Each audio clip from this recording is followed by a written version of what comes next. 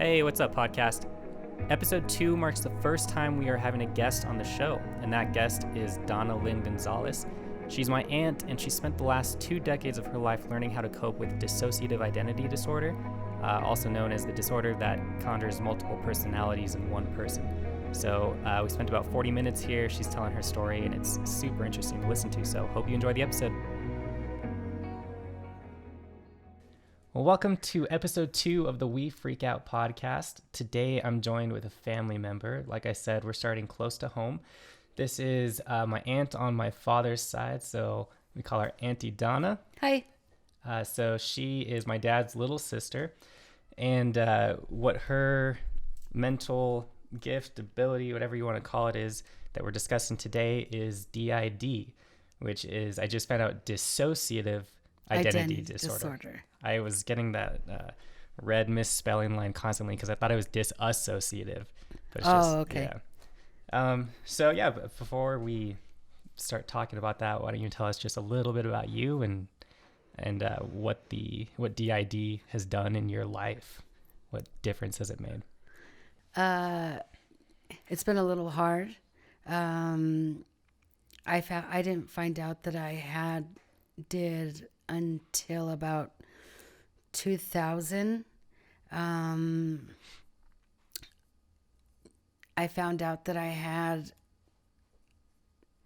So you're like 30 years old, 2000?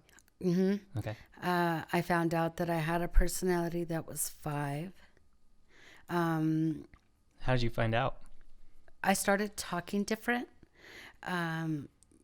She started coming out really slow.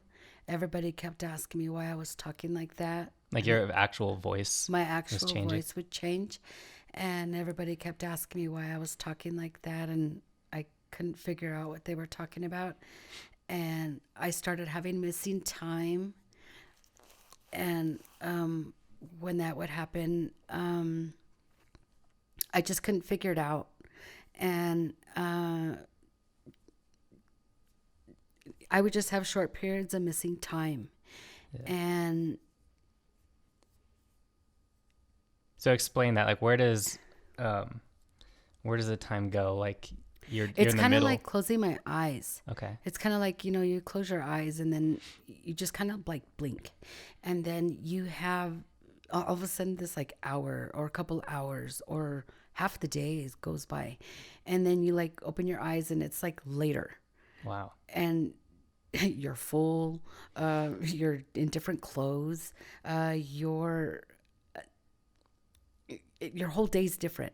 And you kind of have to hear from the people around you what you did that day? You have to hear from these other people that, you were doing this and you were dancing and you were laughing and you were jumping around and I'm sore, because we're acting like this 5-year-old jumping around and dancing and running around the house doing things that you wouldn't normally do, coloring, playing with dolls, and they're looking at you like, what's going on, why are you acting this way? And it was kind of like really hard because when they first were telling me about it, I thought they were messing with my head, and I couldn't figure out why they were telling me these things. And so, but you knew something was off because you had lost part of your day, right? Yeah, because I lost part of this day. Right. And at first we thought it was just part of the seizure, that it was like a symptom or a reaction from the seizure. We didn't know. So you would have a seizure. I would have a seizure. Wake up as somebody else? I'd wake up as somebody else. Okay. And that's how it was happening at first for a long time. Okay. And then it happened for a few years, and finally I thought they were lying. And somebody recorded me, and I could only watch like maybe 30 seconds of it. Wow. Okay, so you've seen video I've of seen you videos. As somebody else. Yeah, because I didn't believe them. I called everybody a liar. Okay. I thought my kids were just... I honestly thought my kids were just messing with me, Yeah. And I said, no. When I saw the video, I was in this really deep denial. That was the hardest thing I've ever I can't even imagine. Yeah. Yeah. I just sat there and it took me like 2 weeks to see like maybe 10 minutes of it. Wow. I mean, my mannerisms were different. The way she has these movements that I can't do the movements she does. and she talks different. She talks like her speech is Yeah, different. I've got only one memory, but I think I must have been 7 or 8 years old, and we were at Papa's old house on Alta Vista. Yeah. And little Donna was out, and Yeah. I remember it freaked me out to hear a different voice coming out of your mouth. Yeah. Yeah. To see that, you know, the faces, the whole face is different, Right. and that freaked me out. So what's like the longest period of time that a different personality has been out? It was a little Donna, and she was out for a month. A month. Yeah, they did. Oh my gosh, I didn't know that. Yeah, the counselor had told Josh and Joe, my mom, that they actually didn't think we were gonna switch back. Wow. And when was that? That was in like 2002, maybe, or 2003. So not super long after you kind of learned this about yourself? It took about a year after it first started. Wow. Yeah. What did they say when you came back after a month? I was freaking out. I thought it had only been like an hour or a couple Okay, hours. so I was going to ask. So it's kind of like that thing from like the TV blink. shows where you like, what day is it? Yeah. No, it was a month later. That is unbelievable. Yeah, I didn't know what was going on. I was trying to, I mean, because when we switched back, I looked at my sons and they were, you know, just in tears because they honestly didn't think we were going to switch back. Yeah. Because it was possible that it wasn't going to happen. Dang. So, so you've told me there's more than just little Donna, right? You have a couple other personalities as well? 4. 4 total. And then you would be number 1, and then there's 4 other ones? Right. Okay. So do the other 3 come out as often as little Donna? Yes, I have. There's the little Donna who she's 5, which I have found out her actual name is like Victoria or something. Okay. And so she's 5. And then I have Sharon, who we have found out she's like in her 20s, like her early 20s. And then I have Maggie, and she's like in her 60s. Okay. Okay. And then I have another one named Betty, but we don't know her actual age. Okay. And she rarely comes out. So that was Sharon, Betty, Maggie, Victoria? Yeah. Okay. Which they call her the other Donna. Okay. That's what just. Is that little Donna? That's the little Donna. Okay, little Donna is Victoria. Yeah. Okay, so so little Donna, Victoria She's the main one. Okay. She's the one that comes out the most. And she has her own voice. She has her own taste in foods. So okay. So so the 60-year-old one, what are some things about her? She's like a chain smoker. Really? I'm a smoker. Okay. She's like a chain smoker. I mean, she outsmokes me by far. Like if she's been out for a little bit, when we switch back, I don't need a cigarette for a little bit. I'm like, good. I'm good. Okay. And then Sharon doesn't smoke at all. At all. All right. Do they have different voices as well? From what Josh and Joe have told me, Maggie's voice is like a little deeper. Her face is more, I guess, grouchy. Mm-hmm. And she's just extremely blunt, you know. She's blunt? Very, very. I mean, I'm blunt, but she's like Simon Cowell level? Yeah. She just like out blunts me. You know? Okay. I didn't think that was possible, but yeah. She's just really, really, really blunt. And I'm a big coffee drinker, but she drinks her coffee I know when she's been out because I can take a drink of coffee and it's like drinking sugar. Sharon is, I guess, really proper. She's just, I don't know. They said she's very quiet, and she drinks her coffee with like no sugar. Okay. We have different tastes in foods.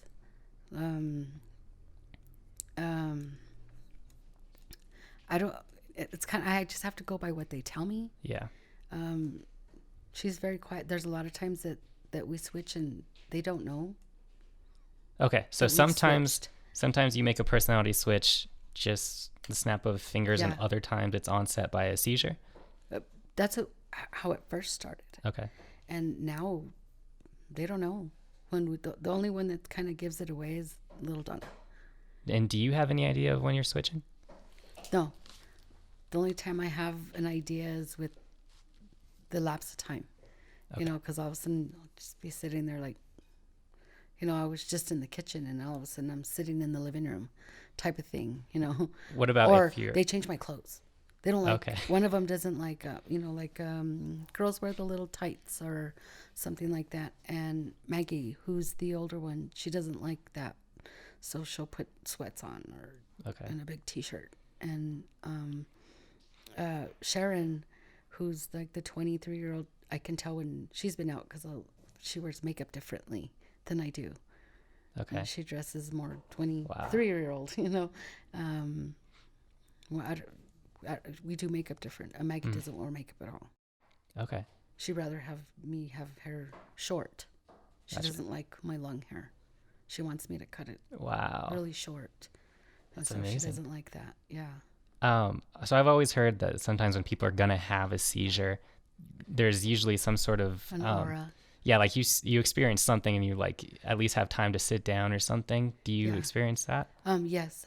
Sometimes I can see purple spots, and sometimes I get just a little dizzy type of feeling, or I can be sitting there and I can be holding something, it'll just drop out of my hand.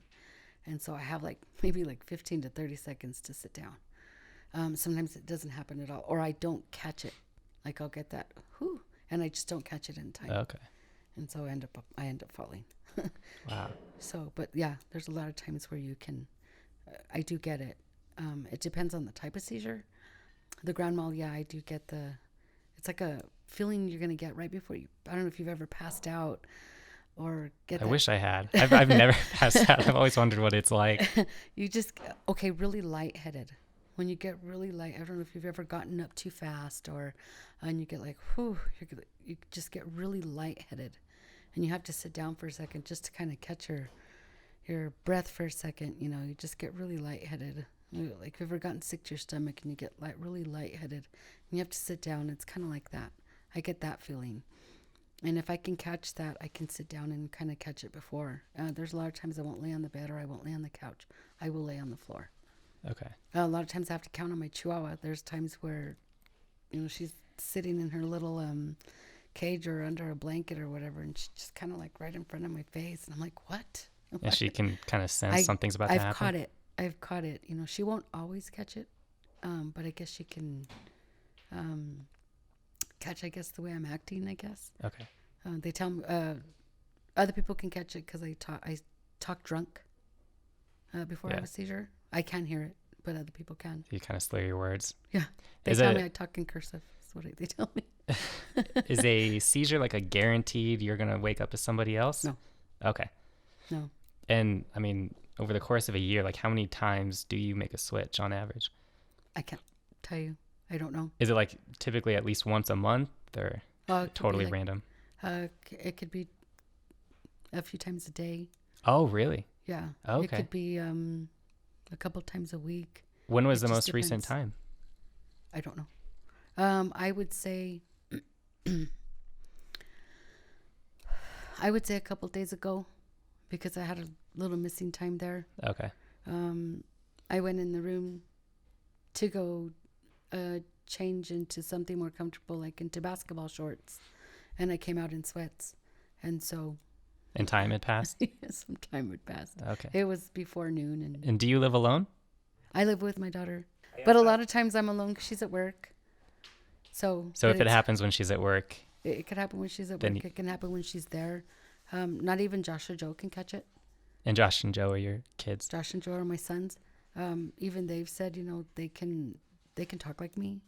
They can, even the counselor, the counselors they have revealed themselves to one of my counselors, and even she's had to pay attention. She's only caught it where they were, one of the personalities was talking just like me, but the only reason she caught it is one of my mannerisms was different. Okay. So my attitude was different. How long, you said it was, you were 30 years old, or sorry, 30 years old when this started happening, right? How long after that did you get like officially diagnosed with DID? It took a year. It took a good, it took a good 10 years.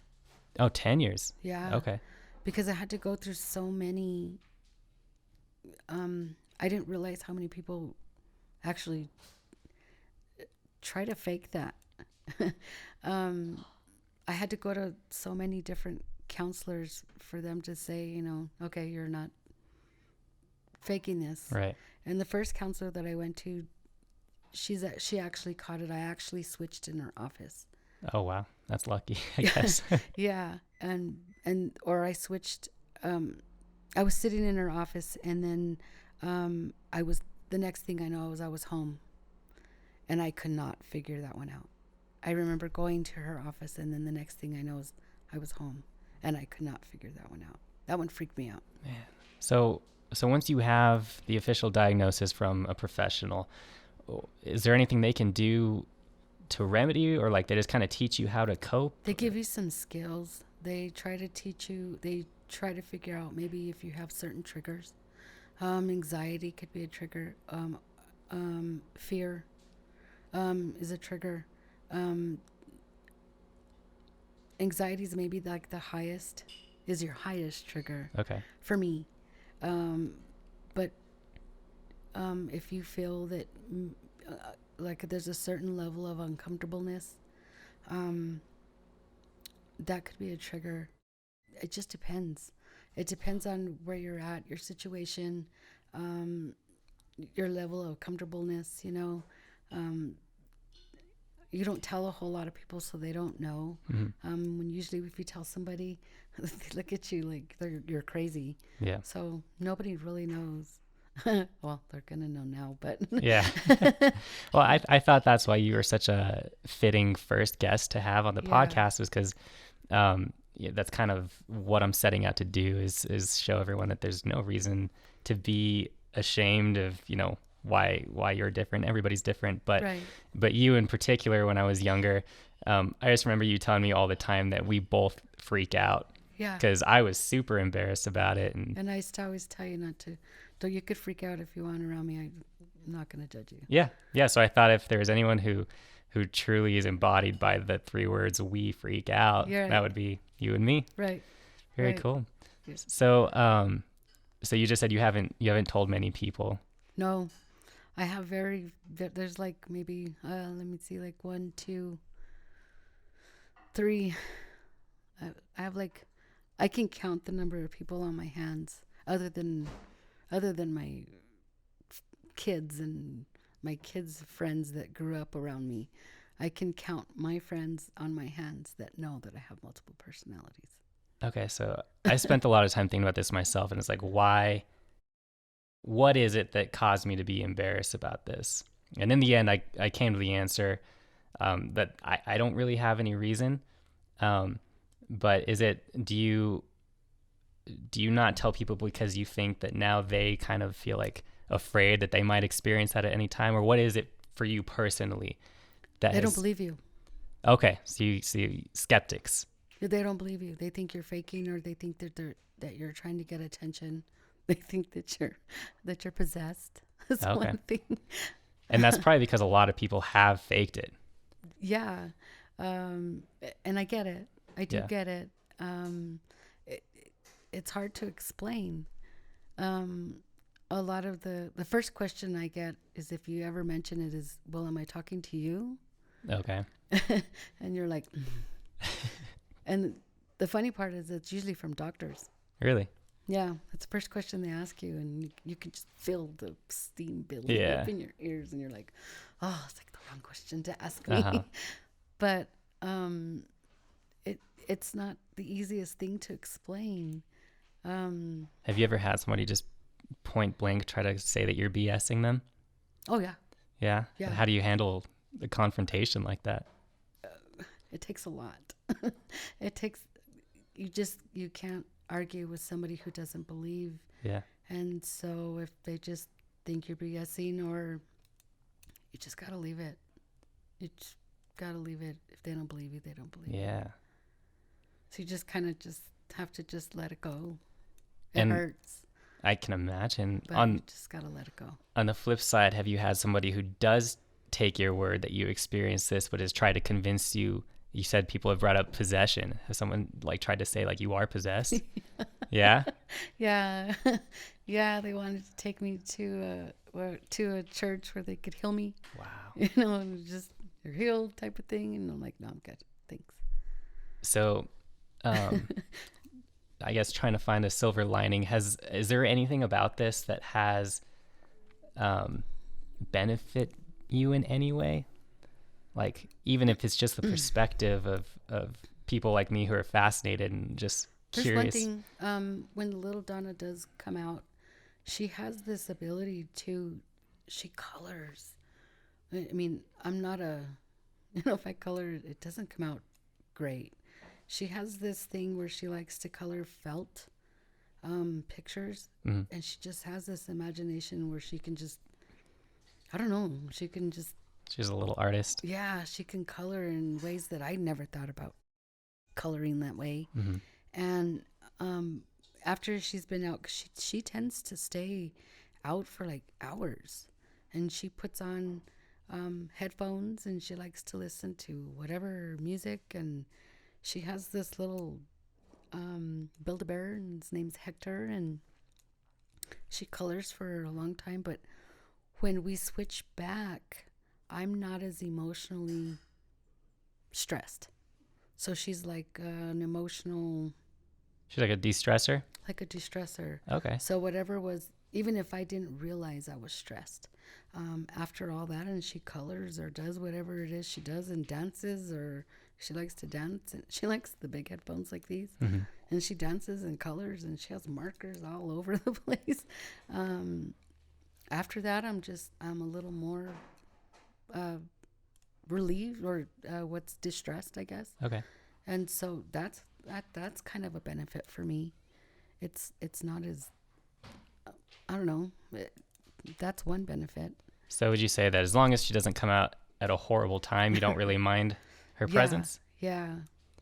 She's afraid of meeting people, so that's kind of a bonus for me. Okay, it's just another little girl trait. She's another little girl Yeah. trait. Yeah.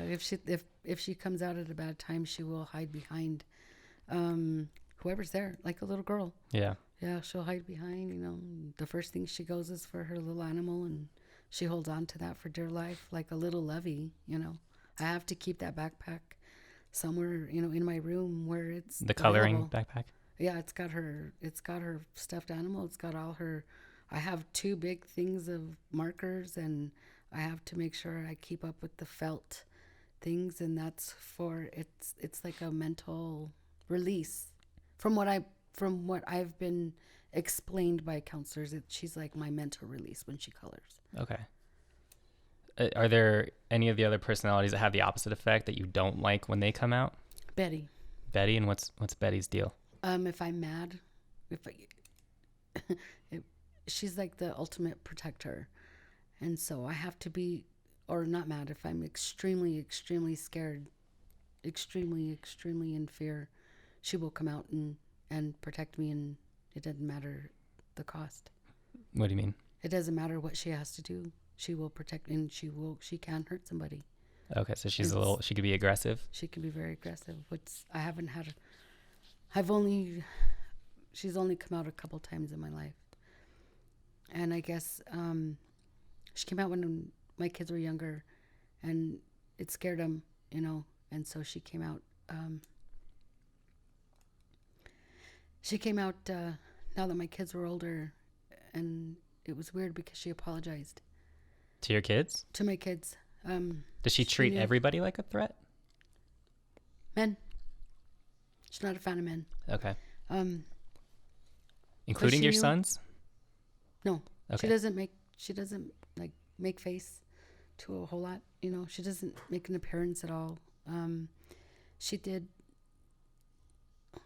I guess, kind of let them know that, like, she never, when she scared them, she didn't do anything to them. It was, she thought I guess she thought I was I was wrestling with a friend of mine, and I guess, she thought I was being threatened, and she kind of launched him against the wall. It was play wrestling? Yeah, I was wrestling with somebody else, and somebody else came in, and she launched this person against the wall. Wow, just instant personality flip right there. Yeah, that's when they thought I was possessed. Oh, okay, because they hadn't seen that one yet? No, she was new. She was new, and I don't remember all the situation. I just remember bits and pieces of what they've told me, and the only reason I remember bits and pieces is because of the seizures I've had. Mm-hmm. I'm sure if you ask my kids, I'm sure they'll give you like deep Explanations. And from my understanding, this is the creepy part, is your personalities can actually believe that they're evil and stuff like that, and I thought that was stupid. And when it was actually explained to me that yes, they can believe that, and I was like, okay, that's like insane. Yeah. But they can believe that. They really can, because when you have multiple personalities, it's from trauma when you were a child. Your brain actually separates itself, and if it's deep enough trauma, it can actually give itself names, and that's what happened to me. And she's the one that tries to keep the danger away from me, Mm-hmm. and if she has to protect me or feels she has to protect me, that's what she does. Okay. And she just really thought she was a demon for the longest time. And then after years and years of counseling, where she actually revealed herself to the counselor and all this, that's where she actually wanted to make amends, I guess, with my sons, which wow, it was intense. yeah, it's like a movie. You have no idea. Yeah, I've heard that when you have personalities that kind of fracture into their own people, that it's typical for one of those memories to kind of bear the burden of whatever the trauma you experience. Mm-hmm. Would you say Betty is that personality? Actually, Maggie is. Well, I have Maggie and Betty are the two that hold the memories that I have no idea. Wow. Which, kind of a benefit for me, I suppose. Yeah. Because I don't, if they're bad memories, I really don't want them. It's cool with me. Right. I don't really want to go there. If I don't need to, that's just not, Yeah. That's how I feel. Yeah, that's amazing. Yeah. If you're going to keep them, by all means. Well, I kind of have a surprise for you. Okay. So as you know, I've explained to you, this is like the band house. So all the, creative projects happen here. Right. So these guys have been watching me kind of put this whole We Freak Out project together. And after you and I met for the first time about this topic, I came home and I was just telling them, I was super excited about it, and, right. and I had all these ideas flowing. And I guess Jaden, our singer, just caught a ton of inspiration from it. And we've talked a lot, and the idea we've had for Fatema's second album is basically going to be your story. And what we want to do, you're the inspiration. It won't be like a biography of you, but we want to take every song on the record and make it the perspective of a different personality and how they interrelate and what their grand story is. Yeah, so that's over here on this whiteboard. We kind of our character in the story, her name's going to be Amelia, and those are going to be all of her personality's stories and perspectives. Wow. And what they think about the main character. We're even adding a little bit more of a drama to it, and we're making one of the characters male. And although the main character and the male character can't ever actually interact with each other, there's going to be kind of a love story there. They leave notes for each other and stuff. The crazy part, my personalities can talk to each other. Really? It's creepy. It's crazy. How do you know? Explain it. They have told my counselor. They sit. The only one that doesn't communicate with them is Betty. Okay. They sit like at this table. It gives me the chills because it freaks me out because I don't get it. Yeah, which personality explained it? I think it was Maggie that explained it. If I'm correct, it was Maggie that explained it to my counselor. They sit at the table, okay? And there's another freaky part to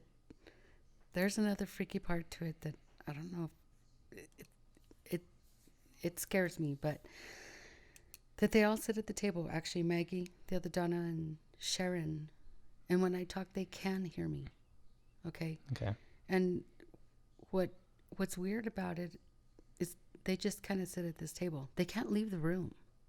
I mean, there's doorways. This is like a table in It's your just mind. Yeah, I guess in my Okay. head, but there's just a table and they can sit there and they can hear me. They can hear my conversations and stuff like that, which to me it's kind of creepy. Mm-hmm. But they all have like a story. They all have like a life story. Like apparently that, and which that's where I don't understand that part. I'm still trying to. I'm still trying to understand. I mean, I've had these personalities for a long time. I didn't find out. I had the other Donna for a really long time. You know, from 2000, you know, and it took me a good, I don't know, a good five years to even accept it. You know, I was in denial for a long time. I didn't find out about the other ones until about 7 years ago. When I first started, they told me there was a man that I had a man personality, but as far as I know, he never revealed himself. So, I don't know. I never counted it. But that was what my first counselor told me. But it was, like I said, it was never revealed. But they all sit at this table. Okay? But little Donna, she says she lives with my grandma. Really? Yeah. Now, you tell me that's not creepy. Because she's deceased, right? Yes. Yeah. And she can tell you, she's told people, oh, hey, we've been places that I've never been, me personally. And she can tell you, oh, hey, I know that person. And it'll be on a picture and that person's deceased. And I've never met the person, me personally, this person, myself, the main person in this body. I've never met the person in the picture, but she can say, hey, I've seen that person at my grandma's. Wow. Yeah. And whoever I'm there with, they're like, okay, we got to go. So that to me, that part is creepy. It that just part, shows you how much more is out there we don't know Yes. about. I think it blows my mind already that these other personalities can have talents, like the fact that little Donna has an artistic eye that you say you don't have. I don't have that. Yeah, or their their tastes in She food. can crochet. She can crochet faster than I can, but she can't crochet the things that I can. She can only crochet one, like a granny square. She can't do any more than that. She can't do the loom. She can't do. So I had to start crocheting different so she would quit taking it apart because she can find all my mistakes. Wow. And she can crochet faster, and then she'll take my stuff apart to fix it because she crochets tighter than I do. So if I'm crocheting, she'll take it apart and she'll continue to crochet, but you can tell where she crocheted and where I did, because I crochet tight and she crochets tighter, so you can tell the difference. So, Jeez. yeah, so I had to start crocheting different and doing things different so she would stop taking my stuff apart. Have you ever met somebody else with DID? No. No, so you never gotten to like compare experiences with anybody? No, I've seen them on like YouTube, or not necessarily YouTube, but I've I registered on two DID website, where you can get on there and talk with people. I've never had the guts to actually talk to anybody. I don't know. It's scary. Yeah, I imagine. It's scary. I've even gotten on the Seizure Foundation, and I still have never gotten on to talk to anybody. It's scary to me. It's scary. I met my neighbors, and they have seizures, so that's like my first step out. And so that was kind of cool. We got to, we were talking about both of our seizures, and that was actually my first experience of talking with somebody else with seizures, and that was kind of cool. So that I kind of like stepped off the door on that one. And but I've always had either people not believe me that I have seizures, or say that I'm faking my seizures, or fake the whole. I don't understand why I accuse somebody like yeah, I want to bite my tongue till it bleeds, or like why would you fake it? How would that benefit you? I don't know. That's just so I want to strange. bite my head and bite my tongue, and I just kind of don't say anything. It's like teach his own. A lot of people don't believe. They've never been around it. It's scary. I've seen other people have seizures, and I have them. And when you see somebody have a seizure, it's scary. Yeah. It's really scary. It scared the I saw I saw a person have a seizure, and it scared me so bad. After I calmed down, I had one. Oh my gosh. Yeah, it's scary. It's scary. And then not everybody has seizures the same way. Uh-huh. I swing, and everybody has seizures differently, and it's scary. It's really scary. And then not to know what's going on, Yeah. It's hard, but this was like a real big deal. Yeah. I agree. Even like with your freaking out, I always thought I've always wanted to be able to wonder what you see, Yeah. I mean, I've put a lot of thought into how to best explain what freaking out is to people. And it's not possible for me to put it into words, like, because it's happening to you. Yeah. I mean, you can leave it to people's imagination. The most blunt way I can put it is imagine you're dreaming awake and it feels real. And then like let their imagination run with that. Like a 3D dream. Yeah. Yeah. Like it's real life. It's just like, I'm not in my bedroom. I'm, zoning. I'm on a stage or I'm in a battlefield, whatever, but it's real for those moments. Every time? I freak out about the same stuff often, but it's not like putting in a movie and watching the exact same movie twice. Mm-hmm. It's like if a band goes on tour, they're playing the same songs in the same order every night. It happens differently. But it's different. Yeah. You're living life. Oh, wow. Okay. Yeah. That's cool. Yep. Yeah. Same with seizure, actually. I'm having the same seizure, but it happens differently. Yeah. I mean, the driving force for this project was thinking like, because I was so shy about it, like I didn't tell many people. So maybe that's the reason I haven't met someone else or heard of somebody else who freaks out or describes something like how I describe freaking out, is because they're shy about it too. Have you met anybody yet? No, I've never even I've looked hard.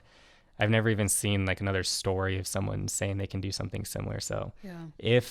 If this leads down a path of drawing someone or multiple people out saying I do that exact thing and I have since I was a baby, I think that would be the coolest thing to try to compare experiences, with someone else who understands it from experience. That would be so cool. That would be so cool. At least to sit there and be able to talk to somebody about it who goes through the same thing. Yeah. Or someone who goes through the same thing but is taking it a step further and they can make use of freaking out. Yeah, because you don't know what else, if somebody's going through, if they've gone or done something different with it. Mm-hmm. That'd be great.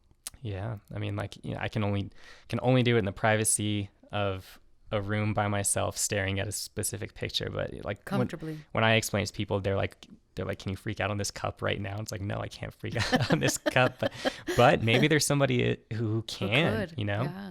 just wherever they are on a whim. I don't know how I would use that. Yeah. But I'm sure that person's out there somewhere. Well, wouldn't that be help? Couldn't that help you make movies? Oh, I mean, animated movies? Yeah, I mean, it's just imagination. That'd be crazy. On steroids. I would think that would help you make animated movies. Yeah, I mean, I think it's certainly helped me creatively. Yeah. I definitely think it's contributed to creativity. Oh, yeah. You can make yourself a movie just by closing your eyes. Yep. Cool. That'd be cool. I know I've only heard of people having like, 23 or even more personalities, and I wouldn't even know. And most people have a personality that will harm them. And so I think that first woman who claimed to have 23, here, let's look her up real quick. Her name was, let's see, Shirley Ardell Mason. I think this was the woman who apparently faked it. There's been a few. I hope I'm not getting it wrong here.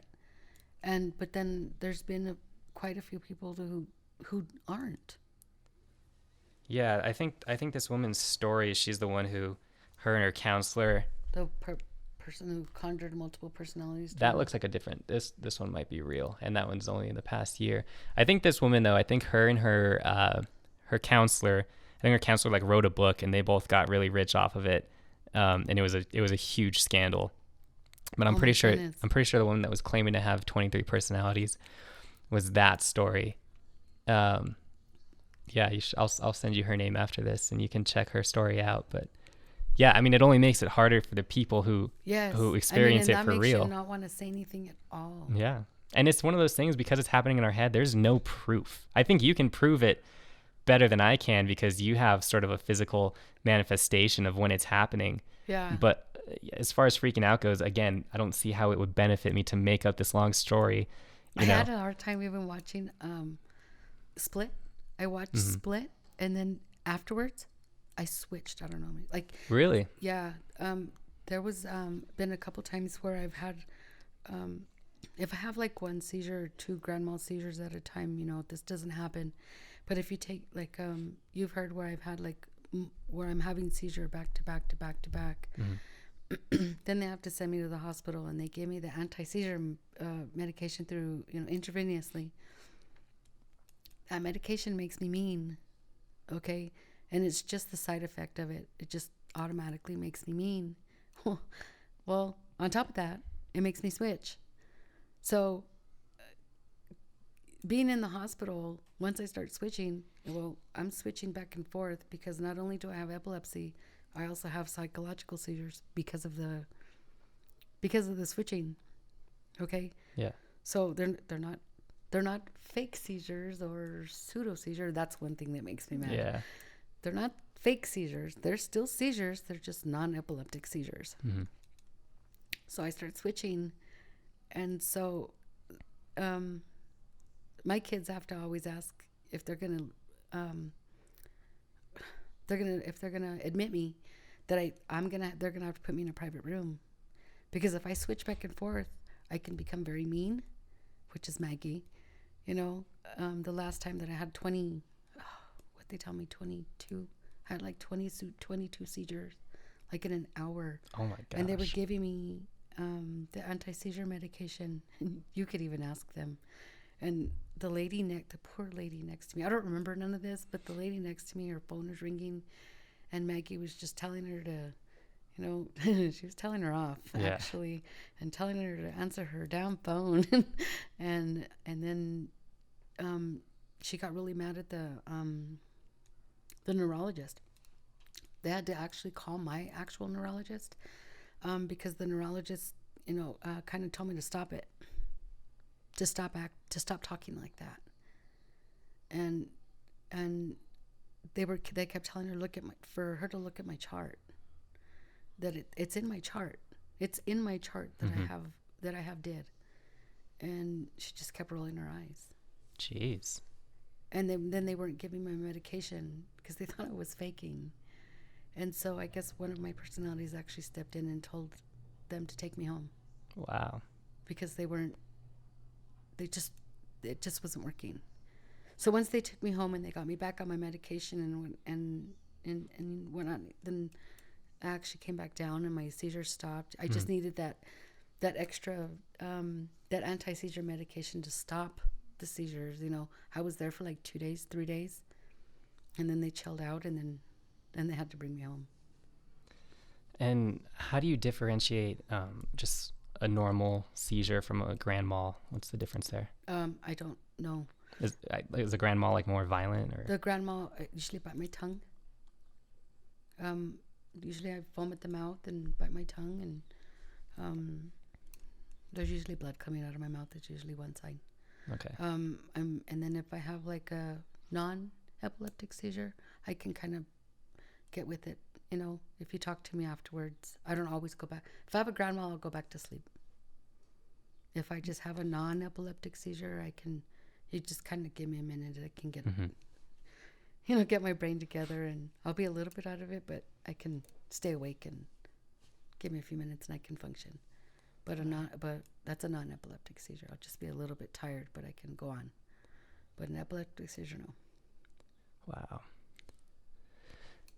Well, I think we were both nervous about this, but somehow almost 50 minutes has already flown by. Wow. I was so very nervous. Yeah, it's first experience for me too. But I think you did a great job. Cool. Thank you. Does it feel good to get it out there? It is. I'm still really nervous, though. I'm still, you're always worried about those comments or those, yashers.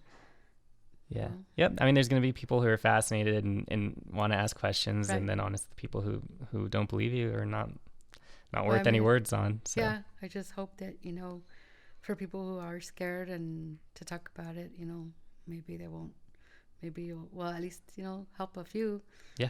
To sit there and say, well, don't be, you can talk about it. Yeah, absolutely. Well, all my friends will find out now. Yeah, they took a lot of courage, so great job. Cool. Even my family, the only ones that know are you and my mom and dad and my kids. Yeah, for about 4 more days. Mm-hmm. There's none of the family other than, like I said, you guys and just immediate family. Other than that, nobody knows. I think you'll get a good reaction. Hope so. That's a nice thing about this podcast is people can only listen; they can't talk back. So they'll get to hear your whole story. Yeah. Cool. So let's just hope this works out. It sure will. Well, let's hope we can help somebody. Definitely, that's the plan. Yeah. All right, I think we're gonna wrap it up there. Thanks for tuning in, guys.